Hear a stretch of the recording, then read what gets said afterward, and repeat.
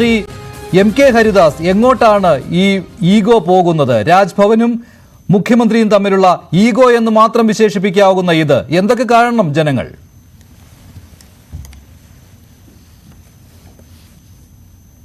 ഈ നമുക്ക് ജി സുധാകരന്റെ വാക്കുകളാണ് ഇപ്പോൾ ഇതിൽ എടുക്കേണ്ടത്. എല്ലാറ്റിനും മീതെ നമ്മളാണ് എന്ന അഹങ്കാരത്തിന്റെ ആ ചിന്താഗതി മാറ്റിവെക്കണമെന്ന് അദ്ദേഹം പറഞ്ഞില്ലേ. ഇപ്പൊ നമ്മളോടല്ല പറഞ്ഞിരിക്കുന്നത്, അവരുടെ പാർട്ടിയിലുള്ളവരോടാണ് പറഞ്ഞിരിക്കുന്നത്. ആ ഒരൊറ്റ വാക്ക് എടുത്തു കഴിഞ്ഞാൽ തന്നെ ഈ മുഖ്യമന്ത്രി ചെയ്തിരിക്കുന്നതും ഈ ഗവർണർ ചെയ്തിരിക്കുന്നതും, പക്ഷെ അത് ഞാൻ പറഞ്ഞു വരുമ്പോൾ ഞാൻ ഗവർണറുടെ നമുക്ക് പ്രോട്ടോകോൾ പ്രകാരമുള്ള കാര്യങ്ങളെക്കുറിച്ച് കൂടി പറയേണ്ടി വരും. എന്തായാലും മുഖ്യമന്ത്രിക്ക് ഈ ഗവർണർ ഇവിടുത്തെ അതിഥിയാണ്. ഭരണഘടനയുടെ ഏത് ഭാഗം വെച്ച് പരിശോധിച്ചു കഴിഞ്ഞാലും മുഖ്യമന്ത്രിയേക്കാൾ പ്രോട്ടോകോളിലെ ഒരു സ്റ്റെപ്പ്, ഒരു കാലിബറിന്റെ ഏതറ്റം അളന്നു കഴിഞ്ഞാലും ഈ ഗവർണറാണ് മുന്നിൽ നിൽക്കുക. ഗവർണറെ രാഷ്ട്രപതി നിയോഗിച്ചിട്ട് ഇങ്ങോട്ട് അയക്കുമ്പോൾ നമ്മുടെ സംസ്ഥാന സർക്കാരിന് ഗവർണറുടെ പരിരക്ഷ ഏറ്റെടുക്കേണ്ട വ്യക്തിയാണ് മുഖ്യമന്ത്രി. കാരണം മുഖ്യമന്ത്രി ആഭ്യന്തര വകുപ്പിന്റെ കൂടി ചുമതല വഹിക്കുന്ന വ്യക്തിയാണ്. അങ്ങനെയുള്ള ഒരു വ്യക്തി ഇത്തരത്തിൽ ഒരു വേദിയിൽ വെച്ച് കണ്ടിട്ട് ഈ LKG, അതായത് നമ്മൾ പറയില്ലേ LKG അല്ല, pre-KG സ്റ്റുഡൻസ് പോലും കാണിക്കാത്ത ഇത്തരത്തിൽ പരസ്പരം മിണ്ടാതെ പരസ്പരം മുഖം വീർപ്പിച്ച് ഇത് എങ്ങോട്ടാണ് മഞ്ജുഷ ഈ പോയിക്കൊണ്ടിരിക്കുന്നത്? ജനങ്ങളുടെ ക്ഷമയ്ക്കും ഒരു പരിധിയില്ലേ? ഇവർ തമ്മിലുള്ള ഈ ചക്കളത്തി പോരാട്ടത്തിന്റെ പേരിൽ ഇവിടുത്തെ കേരളത്തിന്റെ ക്രമസമാധാന നില വരെ തകർന്നില്ലേ? കഴിഞ്ഞ ആഴ്ചത്തെ ഈ ഗവർണറുടെ കഴിഞ്ഞ ആഴ്ചത്തിൽ 2 ആഴ്ച മുമ്പ് ഇദ്ദേഹം മുട്ടായി തെരുവിൽ ഇറങ്ങി നടന്നതും അതിനെ തുടർന്നുള്ള സംഭവങ്ങളും. അപ്പൊ ജനങ്ങളെല്ലാം എല്ലാ കാലത്തും ക്ഷമിച്ചു എന്ന് വരില്ല. അപ്പോൾ ഈ ഗവർണർ കാണിക്കുന്നതും തീരെ പക്വത കുറവാണ്, ഈ മുഖ്യമന്ത്രി കാണിക്കുന്നത് അതിനേക്കാൾ പക്വത കുറവാണ്. ഒരു മുഖ്യമന്ത്രി പക്വതയോടുകൂടി പെരുമാറേണ്ട ഒരു വേദിയായിരുന്നു ഇന്ന് ആ മന്ത്രിമാരുടെ സത്യപ്രതിജ്ഞാ ചടങ്ങ് എന്ന് പറയുന്നത്.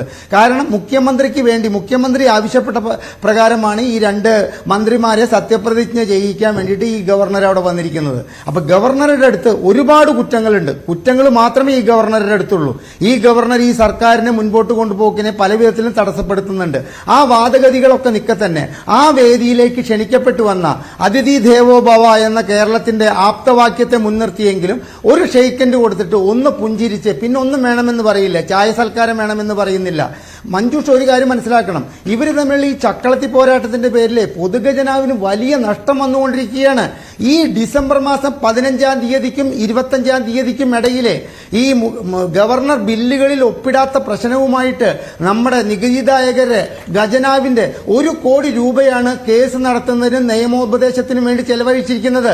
ഞാൻ അതിന്റെ ചെറുതായിട്ടൊന്ന് വിശദീകരിക്കാം. അതായത് ഫാലി എസ് നരിമാൻ എന്ന് പറയുന്ന സുപ്രീം കോടതിയിലെ സീനിയർ അഭിഭാഷകൻ ഗവർണർക്കെതിരെ ഈ ബില്ലുകൾ ഒപ്പിടാത്തതിനെ ചോദ്യം ചെയ്യാൻ വേണ്ടി സുപ്രീം കോടതിയിൽ പോകാൻ കഴിയുമോ എന്ന നിയമോപദേശത്തിന് അദ്ദേഹം മേടിച്ചിരിക്കുന്നത് 48 ലക്ഷം രൂപയാണ്. ഈ പാവപ്പെട്ടവന്റെ, അതായത് മണ്ണെണ്ണയ്ക്കും പഞ്ചസാരയ്ക്കും മണ്ണെണ്ണയ്ക്കും റേഷനരിക്കും അതുപോലെ തന്നെ 13 സബ്സിഡി സാധനങ്ങൾക്കും വെള്ളത്തിനും വൈദ്യുതിക്കും വില കൂട്ടിക്കൊണ്ട് സാധാരണക്കാരന്റെ കുത്തിന് പിടിച്ചു വാങ്ങുന്ന പൈസയിൽ നിന്ന് 45 ലക്ഷം രൂപ ഒരു നിയമോപദേശത്തിന് വേണ്ടി കളഞ്ഞു.